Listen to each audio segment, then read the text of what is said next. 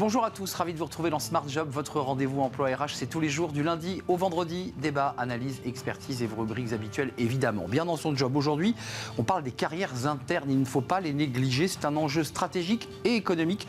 On en parle avec Aurélie Feld, elle est présidente de LHH France. Elle est notre invitée. Smart Philo, c'est le sujet de l'année. L'intelligence artificielle va-t-elle remplacer les managers? On va en parler avec Pierre Delbé. Il est docteur en philosophie et directeur de l'IFAE. Le cercle RH, l'engagement dans l'entreprise, ça c'est un sujet important. Comment le préserver cet engagement? On en parlera avec des experts et notamment avec Anne-Sophie Godon, les directrices du service Malakoff Humanis. Elle a justement un baromètre sur cet engagement des collaborateurs. Et puis pour terminer notre émission, fenêtre sur l'emploi, RH Manager, relation parfois un peu complexe. En tout cas, il y a une crise de confiance et surtout une demande de transparence des salariés. On fera le point avec Nathaniel Philippe. Il est CEO de A-Team. Il a une étude passionnante sur ce sujet. Voilà le programme. Tout de suite, c'est bien dans son job.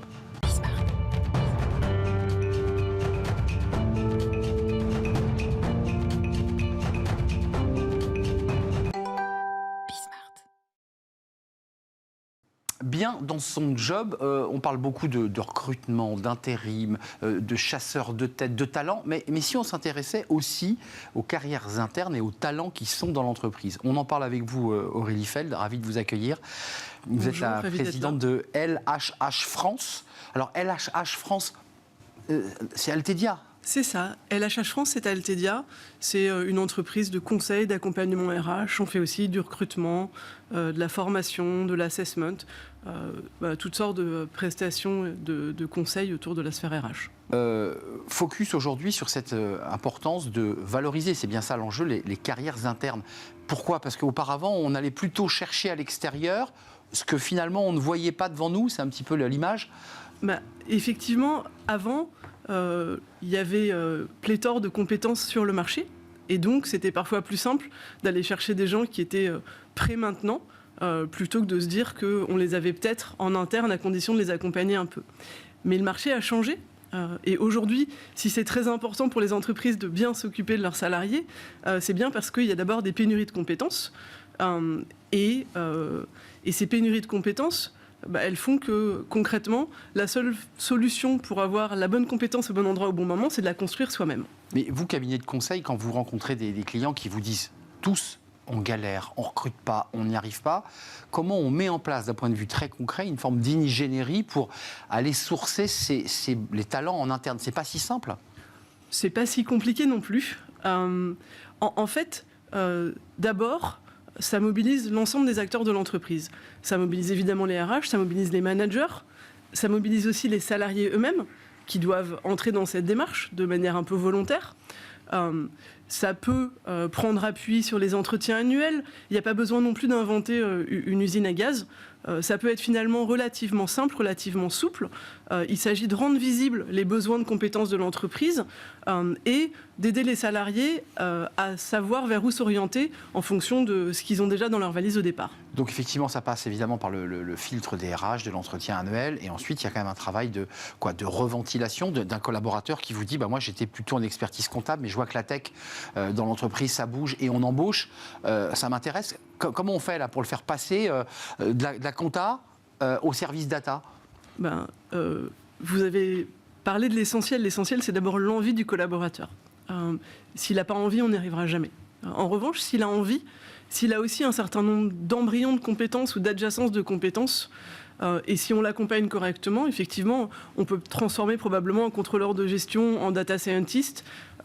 Et ça se fait avec évidemment quand même un parcours de formation qui va être soit conçu par l'entreprise pour répondre à ses propres besoins, soit trouvé sur le marché de la formation par l'entreprise, parfois même un peu des deux. Et c'est comme ça que le collaborateur connaîtra une nouvelle vie dans l'entreprise. Concrètement, aujourd'hui, les entreprises ont pris conscience de ce que vous évoquez en ce moment sur notre plateau, c'est-à-dire qu'elles ont pris conscience qu'il fallait bâtir ensuite, à l'intérieur des programmes de formation. La DRH peut aussi solliciter un collaborateur, lui dire « mais je pense que tu pourrais peut-être ». Je pense qu'elle est là aussi pour ça. Bien sûr, la DRH, elle peut tout à fait... c'est même plutôt recommandé. Oui, je pense, aller vers les collaborateurs pour leur proposer des pistes pour l'après. Elle a même tout intérêt à le faire puisque au-delà des aspects de rémunération et de flexibilité du travail qui sont très importants aujourd'hui pour les collaborateurs, et évidemment de sens au travail, ce qui compte ensuite, c'est les perspectives. Ce qui fait qu'on reste dans une entreprise, au-delà du fait qu'on peut s'y sentir bien, c'est qu'on arrive à s'y projeter, qu'on s'y voit évoluer.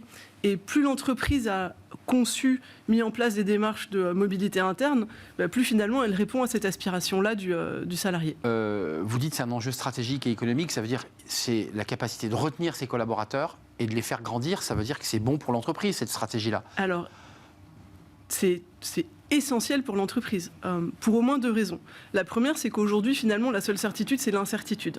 Et donc, développer le muscle de l'agilité au sein de l'entreprise, c'est la seule façon de pouvoir se réorienter tactiquement au fur et à mesure de l'évolution des choses.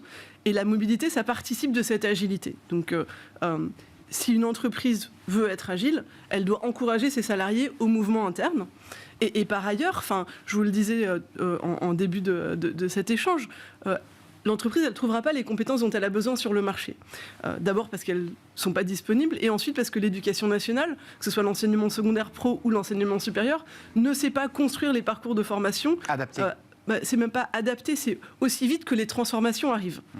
Et donc sa seule solution à l'entreprise pour avoir la bonne compétence au bon endroit, au bon moment, c'est de la construire. Donc c'est vraiment un enjeu stratégique. Donc vous nous sciez la branche des cabinets de chasseurs de tête, de ceux qui disent « attendez, les talents sont à l'extérieur, il faut leur donner envie », parce qu'il y a cet enjeu-là quand même. Alors, je vous rappelle, Arnaud, qu'on fait aussi du recrutement. Mais oui, c'est ça. Non, ces démarches, pour moi, elles sont complémentaires. Oui, il y a des talents qu'on peut trouver à l'extérieur, mais il y a aussi des talents qui sont pénuriques. Vous parliez des talents de la tech, du numérique, de la data. Ces talents-là, même si on doublait les capacités à former qui existent aujourd'hui, on n'arriverait pas à en avoir suffisamment. Donc finalement, la seule solution, c'est d'en produire aussi. Ça ne veut pas dire qu'on va en produire exclusivement à l'intérieur, mais ça veut dire qu'on n'a pas d'autre choix que de se muscler à l'intérieur pour en produire aussi. En tout cas, les RH qui nous regardent, les DRH qui nous regardent, pivotent, ont déjà commencé à pivoter, ou en tout cas, vous les encouragez vivement à pivoter et à bien réfléchir à ces enjeux. Oui, et si je peux me permettre, je pense que c'est plus facile pour une grande entreprise avec un service RH un peu organisé que pour une plus petite entreprise. En revanche, des plus petites entreprises peuvent peut-être se rassembler soit à l'échelle d'un bassin d'emploi, soit à l'échelle d'une branche ou d'une filière. Et même de travailler travailler en inter-entreprise pour développer la mobilité et les compétences. Ça, c'est très intéressant. Et salariés pouvant passer d'un secteur à un autre, d'une entreprise finalement à une autre dans ce bassin d'emploi. Oui, parce qu'on connaît les aires de mobilité géographique des Français qui sont toutes petites, 53 km de mémoire. Et donc, être en capacité de retenir les talents sur un bassin, ça bénéficie à l'ensemble du bassin. Merci Aurélie Feld d'être venue nous rendre visite, présidente de LHH France, entreprise qui a 50 ans, ex-Altedia. Et je rappelle que vous avez reçu, à l'occasion de la 7e édition, le prix des 100 jours EIM KPMG, faut-il le préciser. Merci beaucoup. C'est toujours plaisir de recevoir un prix. Merci de nous avoir rendu visite. Autour d'une page, on fait de la philo. Je ne sais pas si la philo vous intéresse, mais je suis persuadé que le sujet de l'intelligence artificielle vous intéresse. Est-ce que l'IA va remplacer les managers? Question posée aujourd'hui par Pierre Delbé. C'est notre rubrique Smart Philo. Smart Philo, le sujet dans l'actualité, l'intelligence artificielle. On en parle tous les jours. Est-ce que l'IA, comme on l'appelle, va remplacer les managers, c'est-à-dire l'être humain et le manager? On en parle avec Pierre Delbé. Bonjour Pierre. Bonjour Arnaud. Docteur en philosophie, directeur de l'IFAE. C'est Socrate ou c'est bien Socrate, hein, les 10... Aristote. Aristote, mais vous voyez, à chaque fois, je ne sais pas pourquoi, j'aime Socrate, vous aimez Aristote. Vous vous penchez sur ce sujet, sur l'IA et les managers. Est-ce qu'elle va remplacer, pour le dire très abruptement, est-ce qu'elle va remplacer les managers? Alors, la question, je l'ai posée à ChatGPT. À vous aussi? Ouais, je l'ai posé à ChatGPT pour voir ce que ChatGPT allait me répondre. Et je lui ai dit, est-ce qu'un jour, l'intelligence artificielle pourra remplacer le manager? Et ChatGPT me répond, probablement pas complètement. Probablement. Ah, donc c'est même lui... Ah, vous voyez ce que je veux dire? Exactement. Il y a un petit doute. Vous vouliez nous parler d'un PDG un peu particulier quand même, parce que les choses avancent. Oui, effectivement. Elle s'appelle Tang Yu. Fang Yu. Fang Yu. Fang Yu. Si on le dit, Voilà. on le prononce bien. Et c'est la PDG d'une grosse entreprise de NetDragon de Chine, qui a été en 97 numéro 2 de la boîte, et en 1997, oui c'est ça, a été PDG de la boîte, pas en 1997, en 2019. 2019. PDG de la boîte. Oui, parce qu'en 97, on n'évoquait pas ce sujet. Non, tout à fait. Elle a été PDG de la boîte. Ce qui est extraordinaire, c'est que, évidemment, NetDragon met en évidence le fait que c'est une intelligence artificielle qui va devenir la PDG de la boîte. Voilà. Donc elle décide, elle prend des décisions. Elle prend des décisions, elle répond, elle gère le personnel, etc., etc. En fait, c'est un effet d'information, si je puis dire, et de com, bien sûr, parce qu'en réalité, on peut la débrancher, et en fait, elle n'est pas vraiment la PDG. Mais c'est important parce que c'est intéressant parce que, en fait, ça répond à une question un peu de fantasme, à savoir, est-ce qu'un jour, l'intelligence artificielle pourra vraiment remplacer le manager? Mais c'est terrible pour un philosophe, le philosophe qui travaille sur l'être, sur l'humain, les mots, l'émotion, les sentiments. Enfin, tout ça, l'IA en est dénuée. Enfin, ou alors je me trompe, mais... Exactement, elle est dénuée, effectivement, c'est ce que ChatGPT répond.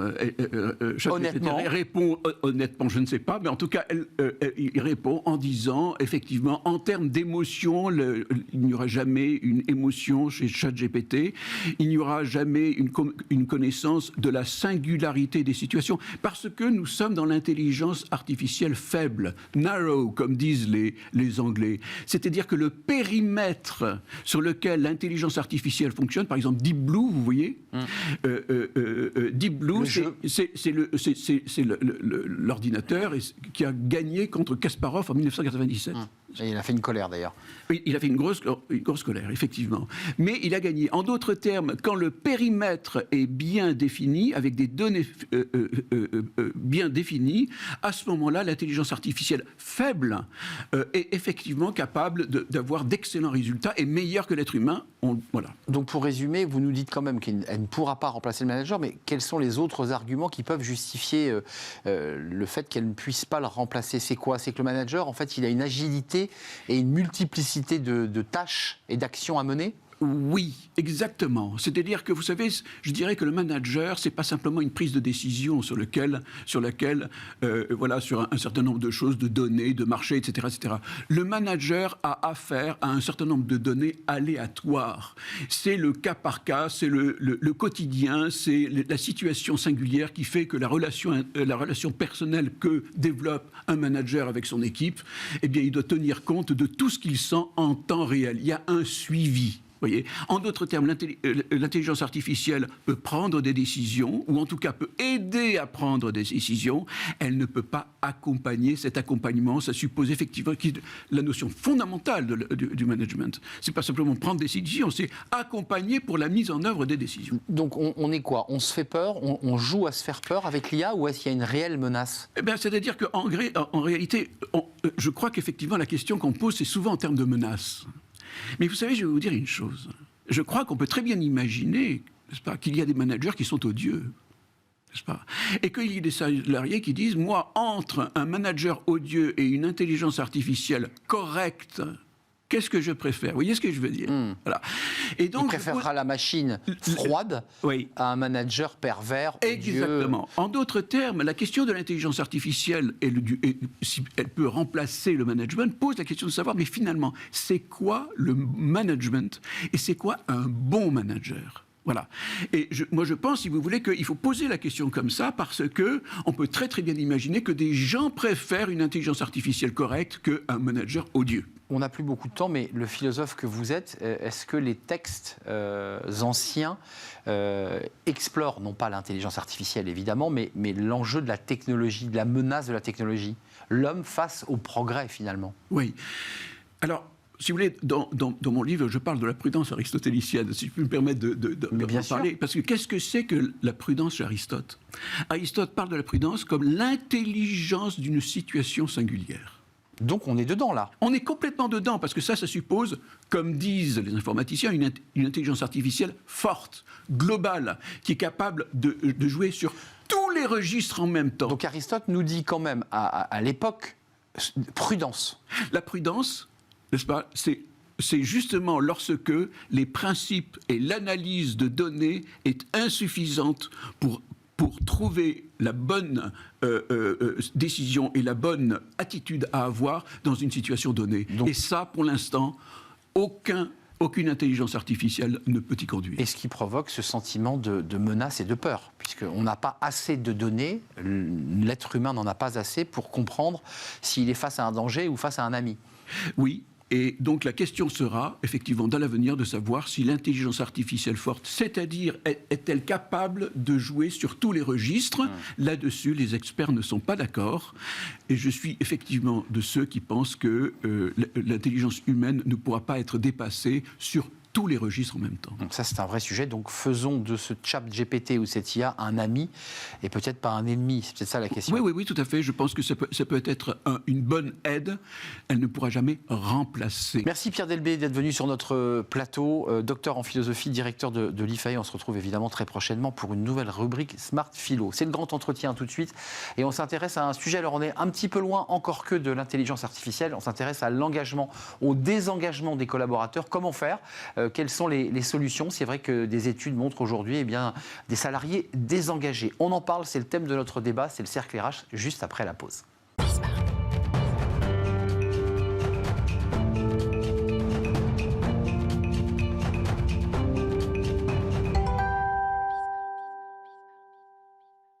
Le cercle RH est un débat sur l'engagement versus le désengagement. Qu'est-ce que ça veut dire d'être engagé au sein de son entreprise et qu'est-ce que cela veut dire aujourd'hui, et les chiffres parlent d'eux-mêmes, qu'est-ce que cela dit d'un salarié qui se désengage ? Est-ce qu'il se démotive ? Est-ce qu'il est mal payé ? Est-ce que la qualité de vie au travail n'est pas à la hauteur de ses ambitions ? Le Covid est passé par là et c'est vrai que ça a transformé évidemment le rapport au travail. Anne-Sophie Godon-Ransonnet, ravie de vous retrouver.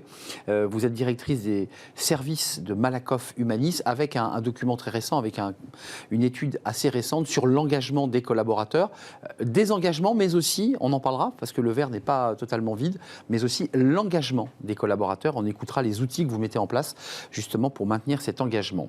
Emmanuel Joseph Dailly, vous êtes la directrice du groupe Juliet Sterwen. Oui, je dis bien du lab. Du lab. Recherche et prospective de Juliet Sterwen. Vous êtes une chercheuse, vous êtes très prolifique, vous écrivez beaucoup de livres. Vous étiez venu nous parler dans le livre de Smart Job des 60 ou 80 situations des animaux. Rappelez-moi le titre de votre livre. La stratégie du poulpe. La stratégie du poulpe, qui est un excellent livre. Et puis celui-ci, développer l'engagement de vos collaborateurs chez Erol.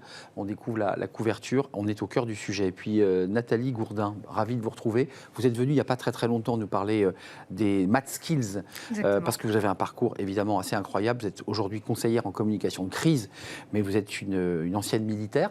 On vous avait vu en photo d'ailleurs engagée sur des théâtres d'opération, marathonienne, en longue distance. En ultra. En ultra, on appelle ça l'ultra, et ancienne pongiste. On ne dit pas ping-pong, on dit pongiste. Exactement. De haut niveau, femme engagée. Tiens, je commence par vous. Quand on entre dans l'armée, j'ai des amis qui sont entrés dans l'armée et qui sont aujourd'hui des militaires de carrière. Ils disent « je m'engage ». Ça dit quelque chose de fort, ce mot, quand même. Ben, forcément, puisque ça annonce aussi un renoncement à certaines libertés, une adhésion à des valeurs communes, à des croyances et à un idéal qui va être plus fort que le nôtre, parce que c'est un des premiers métiers et un des rares, et le seul à ma connaissance, où on va nous demander de signer un contrat jusqu'au sacrifice suprême. Donc, vaut mieux être engagé pour pouvoir être en capacité de donner sa vie, non pas parce qu'elle n'a pas de valeur, mais parce qu'on croit en quelque chose de plus fort que nous et on est prêt à aller s'engager et à défendre ses valeurs et cette liberté au péril de sa vie. Mesdames, je vous ai quand même vu lever les yeux là un petit peu en vous disant « Waouh, ça démarre très fort !» Parce qu'un militaire, c'est ça. Son engagement va jusqu'au péril de sa vie. Ça vous évoque quoi ? Ça m'évoque que c'est un vrai sujet, l'engagement, qui doit être repensé dans les organisations. Parce que justement, quand on regarde l'étymologie d'engagement, ça vient de mettre en gage. Donc il y a une perte de liberté dans l'engagement. Et aujourd'hui, les collaborateurs, ils veulent plus de cette perte de liberté. Ils veulent pouvoir avoir des engagements multiples, ils veulent pouvoir avoir des équilibres, ils veulent pouvoir avoir une réciprocité dans l'engagement, c'est-à-dire l'idée que je m'engage, mais que l'entreprise est engagée vis-à-vis de moi. Donc la notion entière doit être remise à plat. On est très loin du concept monolithique de l'engagement jusqu'à la mort, parce que c'est un vrai sujet d'ailleurs. Comment vous regardez ce sujet, vous, de l'engagement? Parce que là, on est chez les militaires dans l'engagement suprême. Moi, j'ai des DRH, et vous faites partie de ceux-là qui regardent leurs collaborateurs et se disent, mais comment je fais? Comment je fais pour leur donner envie de produire, d'être engagés, d'être motivés? C'est un vrai sujet, ça, pour les responsables. Vous n'êtes pas DRH, mais vous vous occupez de ces sujets de manière très globale. Comment on fait? C'est un bon sujet. Et d'ailleurs, il y a, dans notre dernière enquête... Il faudrait des militaires dans les entreprises. Alors ça, peut-être. Mais je pense que les entreprises ont, à travers leurs organisations, d'ailleurs, mis en place quelque chose qui s'apparente quand même à une forme d'ordre. Alors peut-être pas évidemment le même que celui militaire. Mais ce qui est intéressant, justement, c'est que pour répondre à cette question, on voit bien que les salariés et les dirigeants n'ont pas tout à fait la même perception. Et je pense que pour régler cette problématique, en tout cas pour essayer d'apporter des réponses à cette problématique, il va falloir réconcilier les deux. Alors qu'est-ce que nous disent les salariés? D'abord, ils nous disent qu'ils sont très engagés. Et ça, c'est stable dans le temps. Ça fait 10 ans qu'on leur pose la même question. Et donc, spontanément, ils nous disent qu'ils sont très engagés. 21%, même plus engagés. Ouais, et même plus engagés qu'avant la crise. Donc ça, c'est ce que nous disent les salariés. Les dirigeants disent plutôt le contraire. En tous les cas, ils ont plutôt le sentiment qu'il y a plus de salariés qui sont désengagés qu'avant la crise. Donc déjà, il y a une perception qui est un peu différente. Et là aussi, quand on regarde d'autres données, on voit que ce n'est pas si simple que ça, parce que quand on regarde les résultats de l'année 2022, les résultats économiques et financiers sont plutôt bons, et on ne peut pas atteindre ces résultats sans avoir l'engagement des collaborateurs. Donc on peut quand même penser qu'il y a des un paradoxe, là aussi, engagés dans les entreprises. Mais quand on regarde, nous, d'autres indicateurs, comme par exemple l'absentéisme, on voit que ça se dégrade de manière très importante encore cette année. Et puis, il y a une petite question assez anodine. Est-ce qu'au travail, vous vous sentez présent mais pas investi? Cette année, on a presque 30% des salariés qui nous répondent oui. Donc, il y a une forme de... Incroyable. On voit bien qu'il y a des... Le quiet quitting. Je suis là voilà, physiquement, mais mon cerveau n'est pas là. Voilà. Et on n'a jamais atteint des scores aussi élevés. On était, à cette même question, on était moitié... Enfin, c'était 15% en 2020, on est passé à 30%. Donc, il y a vraiment... cette idée. Donc il faut repenser, je pense que le message fort, c'est qu'il faut repenser le travail, il faut repenser la manière dont on organise le travail, il faut repenser aussi la conciliation des temps. Voilà, et je pense que c'est aussi ça que dit cette enquête, c'est qu'il faut s'intéresser en fait au travail. Je ne veux pas filer la métaphore avec l'armée, où la règle, où la discipline, où l'engagement est très fort. On a des DRH qui vous disent aujourd'hui, on est un peu pris au piège, parce qu'à la fois, pour engager, il faut que je cède des choses, et j'ai aussi au même moment des recrutements difficiles, parce que le collaborateur fait monter la barre tellement haut qu'on se retrouve pris au piège. On a l'impression comme ça qu'il y a une sorte de rapport de force qui s'est installé. Est-ce que vous avez ce sentiment-là? Alors, ce qu'il faut poser à plat dès le départ, c'est que l'engagement, c'est très différent de la motivation. La motivation, c'est un moteur qui nous anime, qui nous met en mouvement. Ça vient de movere en latin. Donc, c'est l'idée du mouvement. L'engagement, c'est un lien moral ou contractuel. On l'évoquait. Mais il y a forcément cette notion de transaction dans l'engagement. Ça veut dire que ça marche dans les deux sens. Et souvent, les organisations ont signé un contrat à un instant T et on reste sur cette idée de contrat. Alors que l'engagement, c'est quelque chose d'émotionnel. Donc, le collaborateur, il a besoin qu'à un moment, quand les données du contrat changent, et la pandémie a fait changer les données du contrat de manière temporelle et de manière géographique, et de par l'activité au sens large, il faut se reposer à la table et revoir comment on met à plat ce contrat-là. Je vais donner la parole à Nathalie Gourdin, mais juste d'un mot. Est-ce que c'est un débat posé, cette question de l'engagement ou du désengagement, d'abord sur des questions salariales? On parle depuis des mois de l'inflation, de la difficulté de boucler les fins de mois, de salariés qui travaillent. Le président Macron s'est exprimé sur le sujet en évoquant ces salariés qui n'arrivent pas à boucler les fins de mois. C'est d'abord un problème salarial ou c'est un peu plus philosophique, sociologique? D'abord, vous et Nathalie, j'aimerais vous entendre. Là, on voit quand même qu'avec l'inflation, la question du salaire, elle a repris une Donc place ça monte. importante. Voilà, ça monte. Après, il y a beaucoup d'entreprises et beaucoup de branches professionnelles qui ont finalement réglé partiellement le problème. On a quand même des augmentations de salaire qui ont été consenties dans certains secteurs. Donc, oui, le salaire, c'est un sujet, mais pas seulement. Juste derrière, on retrouve le travail, on retrouve la flexibilité qui est attendue par tous et la conciliation, finalement, vie pro, vie perso, qui est un sujet transgénérationnel. Vous êtes conseillère en communication de crise, donc je ne veux pas toujours ramener à votre uniforme, mais je ne vois pas un militaire qui dit il est dans l'opération Barkhane, engagé au Mali, en plein désert, et il dit attends, je suis dans la semaine des 4 jours, quoi. Ça ne va pas être possible. Il va falloir que je me pose un tout petit peu pour quand même manger un petit gâteau au chocolat, parce que j'ai besoin de souffler. Je grossis le trait, mais comment vous regardez cela, ce phénomène véritablement qui est pour moi une révolution? Alors moi, je vais faire le parallèle, parce que j'interviens aussi pas que dans la communication, mais aussi sur tout ce qui est optimisation du facteur humain en entreprise. Et je crois que la première question à se poser, c'est qu'est-ce qu'on met derrière la notion d'engagement? Ben oui. Premièrement, je crois que c'est ça, parce qu'on peut être engagé d'un point de vue sociétal pour une action, pour une cause, etc., qui nous parle. Un engagement, c'est aller vers quelque chose qui fait sens pour nous. Donc la notion de sens, elle est importante déjà pour motiver quelqu'un. Et puis après, c'est comprendre son désir. Quand on est en entreprise... Donc l'écouter. L'écouter, c'est quoi le désir de mon collaborateur? Est-ce qu'il vient travailler parce qu'il doit combler un manque, le manque d'argent, etc. Ou est-ce qu'il vient parce qu'il a besoin de progresser, de s'épanouir? Donc effectivement, pour répondre à votre question, c'est un peu à la fois une dualité entre une réponse philosophique, qu'on pourrait dire d'un côté platonicienne et d'un côté de Spinoza. Okay. Faites pas que du marathon, Nathalie. Non. Mais d'un autre côté, d'un point de vue militaire, c'est simple. Je dirais qu'un manager aujourd'hui, il doit comprendre ses collaborateurs. J'allais y venir. Comme un commandant d'unité, comme un chef militaire.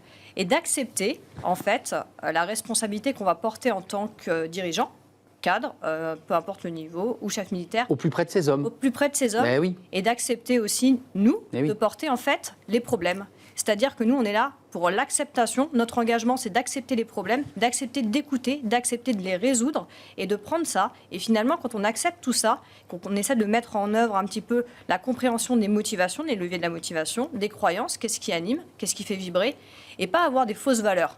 En fait, je pense que c'est ça. Les valeurs bullshit, ouais. Voilà. Il faut vraiment donner du sens. Et rappeler à chaque personne pourquoi chaque matin il vient travailler. Il n'y a pas de mauvaise raison. Ça peut être pour l'argent, c'est tout à fait OK. Et c'est une raison. Et c'est une raison. Et c'est une raison. Et si on la comprend, en fait, finalement, on va peut-être demander de manière autrement en fait, les choses. Et on va susciter davantage d'adhésion.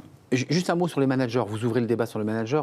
Moi, ça m'interpelle parce qu'il y a beaucoup de formations aujourd'hui des entreprises, des DRH qui disent il faut réenclencher les managers sur une autre manière de s'exprimer. Et ce que vous évoquez, une écoute, qu'on ne soit pas dans du descendant, qu'on soit dans quelque chose de plus individualisé. Est-ce qu'on va vers ça finalement? Pour aller un peu plus loin, est-ce qu'on va vers cette relation du salarié un peu consommateur? C'est-à-dire que la consommation individualise de plus en plus les besoins. Est-ce qu'on est un peu dans le même phénomène en entreprise? Avant, on massifiait une seule tête terminée. Est-ce que ça, c'est fini? Alors la question managériale, elle reste clé parce qu'au final, le collaborateur, un petit peu moins maintenant, mais celui qui voit le plus sur son lieu de travail, c'est son manager et son manager direct, bah oui. Qui est un peu l'incarnation de la direction. L'ambassadeur de sa boîte. Hein. Exactement, bah oui. C'est l'ambassadeur direct. Et les anglo-saxons ont beaucoup travaillé d'ailleurs l'incarnation que porte le manager de l'engagement du collaborateur. Son charisme, ouais, sa manière d'être. Sa manière d'être, son exemplarité, comme vous le mentionniez, la direction qu'il donne, sa proximité avec ses collaborateurs. Mais c'est important de garder en tête, je crois, que l'engagement, c'est très systémique. C'est-à-dire l'engagement ne peut pas passer que par le manager. L'engagement, ça va passer par les locaux, ça va passer par la proximité des locaux aussi avec mon domicile, ça va passer par mes équilibres de vie. Une sorte de care global, quoi. De care global, absolument. Ça ne peut passer que par une globalité. Et si on adresse le sujet que par le petit bout de la lorgnette, en se disant, on mise tout sur le manager. C'est beaucoup demandé aux managers. C'est énorme. Ça se passe comment, côté Malakoff Humanis, au-delà de l'étude que vous soulevez, où encore une fois le verre n'est pas totalement vide, il y a des salariés qui doivent vous dire, vous faire remonter, moi ma relation avec le manager, j'en ai pas, il n'est pas disponible, il ne m'écoute pas, il ne prend pas compte de mes difficultés de femme aidante, et tous ces sujets sont sur la table.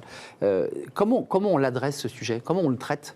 Je pense que ce que vous disiez me parle tout à fait. Je pense que l'enjeu, et c'est celui qu'on essaye d'adresser chez Malakoff Humanis, c'est l'enjeu de l'articulation entre du collectif et de l'individuel.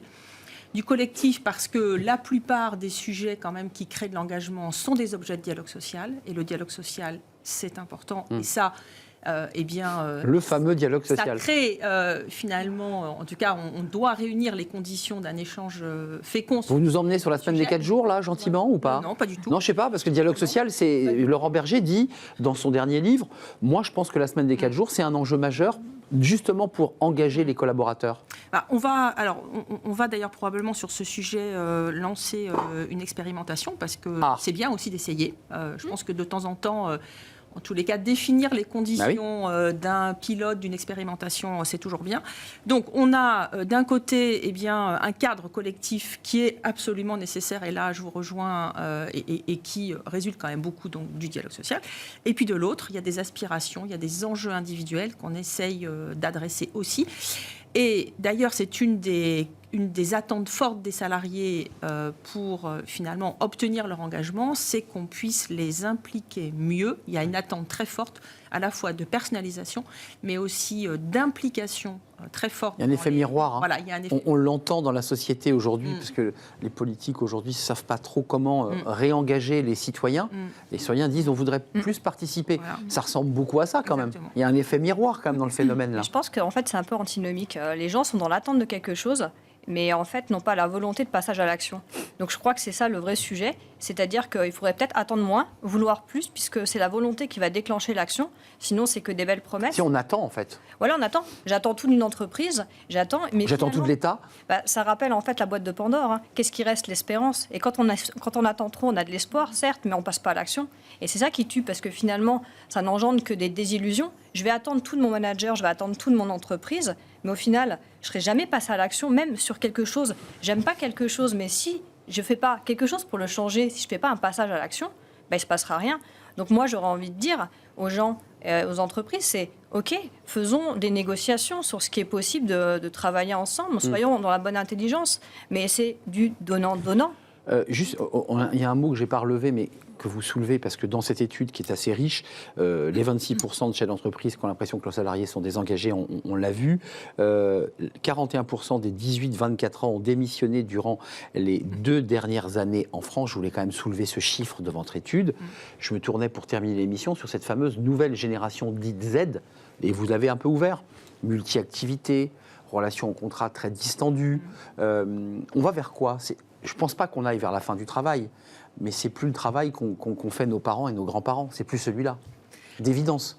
Alors moi je suis résolument optimiste sur ça, et je crois qu'on va vers une nouvelle forme d'engagement. C'est-à-dire les jeunes ne sont pas moins engagés que leurs aînés, ils sont engagés différemment. C'est un peu flou comme... Ils sont engagés différemment, avec des loyautés qui ne sont plus des loyautés uniques, c'est-à-dire qu'ils ne vont plus avoir un employeur unique. Potentiellement, ils auront plusieurs employeurs, plusieurs activités au sein d'une même semaine. Ce sera OK quand même. Le CDI va potentiellement être amené à être reconsidéré aussi, avec des formes de travail plus légères, plus flexibles, avec l'idée qu'on peut être engagé sur un laps de temps très court et qu'on ne va plus mesurer la temporalité. Auparavant, quand Zapper, slasher. Slasher plus que zapper. C'est l'ère du numérique, quoi. On consomme différemment son travail. On vit son travail différemment. Vous êtes d'accord avec ça? Parce que c'est une réflexion que vous menez chez Malakoff. Est-ce que vous dites, nous aussi, face à des collaboratrices ou des collaborateurs, il faut qu'on se réadapte, qu'on propose autre chose que le simple CDI et la carte de cantine? C'est déjà la manœuvre, hein. Enfin, c'est déjà en route, parce qu'il y a certains postes aujourd'hui où on ne peut pas recruter avec des CDI. Donc on est déjà depuis plusieurs années contraints d'adapter nos modes de recrutement, la nature des contrats qu'on propose. Donc on travaille depuis déjà plusieurs années avec des freelances par exemple. Voilà, parce que sur certains postes, de toute façon, c'est ça ou pas. Qu'est-ce que vous en pensez? On a commencé notre émission en disant que c'était l'engagement suprême que de s'engager dans l'armée, notamment dans des forces combattantes. Là, on est quand même dans une disruption du rapport au travail. C'est-à-dire qu'on n'est pas dans un engagement, mais dans plusieurs engagements. On est plus exigeant qu'avant. Comment vous regardez cette évolution? Vous qui avez fait une grande partie de votre vie en portant l'uniforme. Et je la continue en tant que réserviste. Et je travaille aussi sur ce projet Force Morale au sein de l'armée, où nous, on se pose aussi ces questions de comment engager aussi les jeunes. L'armée peine parfois à recruter. Hein. Voilà, donc, et quelque part, j'ai pas de réponse, hein, parce s'il y avait une recette miracle, ça se saurait. Néanmoins, il y a une hypothèse qu'on peut faire, c'est de se dire, et si finalement, on était moins dans la recherche du plaisir immédiat, mais plutôt dans la recherche du bonheur? Pourquoi ? Parce que l'activation en fait, qu'on va avoir dans notre cerveau par la dopamine, qu'on va avoir, oui, les likes et tout, ça active direct. C'est Le immédiat. scroll et la dopamine. Par contre, aller faire un effort physique, par exemple, on va avoir des endorphines et finalement, le bonheur, c'est peut-être pas forcément C'est dans bien l'immédiateté. Voilà. Ouais. Et c'est plutôt de se dire, rien n'est facile, il faut arrêter de chercher la facilité, il faut aller plutôt chercher l'effort et quelque chose qui va venir nous porter et justement nous engager un peu plus longtemps. Je partage totalement cette opinion, mais c'est pas tout à fait ce que nous vend la société quand même. Hein. Non, enfin, je sais pas. Enfin, on va plus à la facilité on va plus vers la dopamine que vers la. Mais est-ce qu'on est obligé de céder à ça ? Est-ce qu'on n'aura pas cette obligation d'être pédagogue aussi et d'amener les gens finalement à la place d'être dans l'air du temps et d'être dans le suivi ? Donc de les accompagner sur ce chemin-là. D'accompagner et de faire un compromis en disant peut-être un petit peu de tout. Un mot chacun, mesdames, parce que ça c'est un sujet à la fois de ceux qui accompagnent, vous êtes une entreprise de conseil, mais aussi vous qui êtes, je dirais, dans la salle des machines. Qu'est-ce qu'on fait ? Un peu plus de fermeté, on guide un peu plus les collaborateurs, non pas à la facilité, mais un peu dans le goût de l'effort, parce que c'est ça que vous nous dites. Moi, je pense qu'il y a surtout un besoin de plus d'écoute dans les entreprises. Tout à l'heure, vous en parliez, il faut qu'on arrive à mieux écouter les collaborateurs, leurs aspirations, mais aussi ce qu'ils ont à dire sur leur travail, parce que finalement, ce sont de formidables ressorts pour changer les choses. Et puis, il faut aussi faire attention aux managers, parce qu'on attend tout des managers. Ça, je suis d'accord. Beaucoup des managers. Or, aujourd'hui, les managers sont dans une situation d'extrême fragilité mentale. Pensez aux managers, oui. Voilà, et donc il faut aussi accompagner les managers. Emmanuel, quand même, fermeté ou scrolling et dopamine, plaisir immédiat, parce que c'est un rapport très sociologique, philosophique même. Ah, absolument, on est en plein dans les neurones qui s'activent avec une récompense rapide versus une récompense différée. J'aime beaucoup, moi, l'idée de persévérance et d'éducation à la volonté et à la persévérance, quelque chose qu'on a un petit peu perdu, qui s'applique très bien dans les organisations, c'est-à-dire cette idée que pour apprendre, on sait qu'aujourd'hui qu'on apprend dans une forme de difficulté, on sait que l'engagement, ça demande du soin, ça demande de l'attention, ça demande de la présence, ça demande de l'écoute, des efforts, et de repasser dans cette notion aussi de réciprocité et de réciprocité sentie par le collaborateur. Le collaborateur doit sentir que son entreprise est engagée vis-à-vis de lui. Quel beau débat. Passionnant. Merci à vous, mesdames, de nous avoir éclairés à travers les fenêtres respectives où vous êtes. Anne-Sophie Godon-Ransonnet, allez voir l'étude Malakoff Humanis. Elle est très instructive. J'évoquais ce 41% de ces jeunes qui démissionnent. Et puis l'absentéisme, on n'a pas pu le développer, mais qui est un autre sujet. Vous êtes en charge des services chez Malakoff Humanis. Merci à Emmanuelle Joseph Dailly, directrice du Lab, évidemment, de chez Juliette Sterwan, et puis l'auteur de ce livre, Développer l'engagement de vos collaborateurs, mais chez Erol et Le Poulpe. Lisez-le, ce livre, il est extraordinaire. Et merci à Nathalie Gourdin. Je vais aller courir avec vous, peut-être. J'aime l'effort. Conseillère en communication de crise et ancienne militaire marathonienne et ancienne pongiste et engagée comme réserviste au sein de l'armée française. Et aussi écrivain. Et aussi écrivain. Mais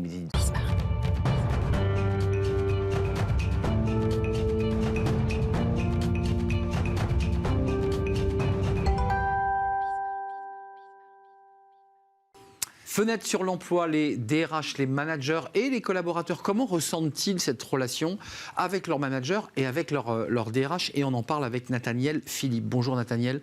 Bonjour Arnaud. Ravi de vous accueillir et de vous revoir, parce que vous êtes déjà venu dans l'émission Smart Job. C'est un vrai plaisir. CEO de A-Team.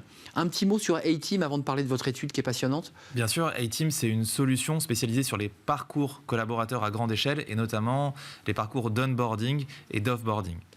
Créé en 2017. Créé en 2017, outil logiciel en mode SaaS, utilisé par des grandes entreprises comme Decathlon, Ubisoft, SNCF. Alors, l'étude que vous sortez, qui est très intéressante, qui est un rapport A-Team d'avril 2023, c'est tout frais, indique que parmi tous ces chiffres, 27% des salariés ne font pas confiance ni à leur manager, ni à leur RH.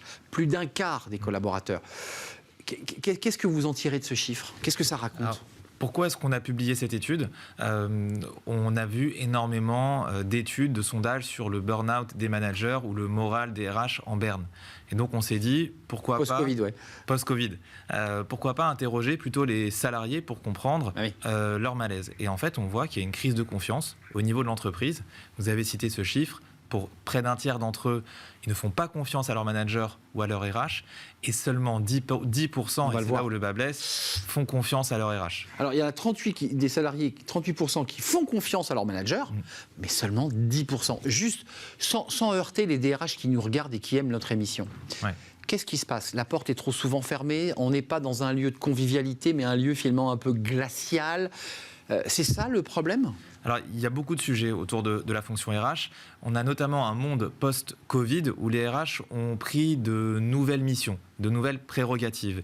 Et il y a peut-être un sujet de communication dans l'entreprise pour bien expliquer ce que fait la fonction RH et son nouveau rôle. Vous avez raison, traditionnellement, la fonction RH, et on le voit dans l'étude, est perçue comme servant seulement l'intérêt de l'entreprise et pas ceux des collaborateurs. Ou alors on se retourne vers la fonction RH pour l'administratif. Classique, mais c'est un débat qu'on connaît depuis bien longtemps et on se rend compte que ça n'a pas évolué malgré ce monde post-Covid, malgré les changements de nom, directeur du personnel, ressources humaines. Puis j'ai vu quand même, je vous coupe, mais qu'on changeait même les noms de RH. Aujourd'hui, c'est directeur de l'innovation. Enfin, on essaie de même transformer le nom de DRH. Directeur des relations humaines. Exactement. On a aussi tout ce qui est autour de l'impact, on pourra en parler. Mais donc, on voit bien que malgré toutes ces initiatives côté RH, il y a un sujet dans l'entreprise où on n'a pas encore vraiment l'impact de cette nouvelle perception de la fonction RH. Donc ça veut dire la fonction RH doit se repenser comment? Dans un climat plus de bienveillance, d'écoute, de dialogue. C'est ça visiblement qui manque. Voilà, nous on est un éditeur, on a fait cette étude, on a une position assez humble par rapport à ça. C'est pas forcément notre rôle de donner des préconisations sur ce que doit être la fonction RH, mais on a quand même notre avis sur ce sujet. Et donc c'est déjà mieux communiquer sur ses prérogatives, mieux communiquer sur ce qu'elle fait. On parle beaucoup de marketing dans la fonction RH. Finalement, traiter ses collaborateurs comme des clients. Être aujourd'hui un prestataire de service à la disposition de ses clients, de ses collaborateurs. Très intéressant. Il y a énormément de choses qui peuvent être mises en place, on va pouvoir en parler, mais donc aujourd'hui, la RH, et c'est même au niveau de l'entreprise, comment mieux communiquer et définir une répartition des rôles, notamment entre les managers et les RH, puisque c'est l'objet de cette étude finalement. D'ailleurs, c'est souvent un peu compliqué parce que le manager n'est pas toujours d'accord avec la RH. La RH suit souvent d'assez loin le dossier manager. Et en fait, il y a une zone grise au milieu. Le salarié se dit, mais en fait, il n'y a pas de coordination entre les deux, quoi. Il y a une incompréhension, en fait, dans l'étude, on le voit, de la part des salariés, vers qui se retourner. Les salariés se retournent beaucoup plus naturellement vers leur manager. C'est normal, ils sont en contact avec eux. Et donc, on voit que les RH n'ont pas ce côté opérationnel.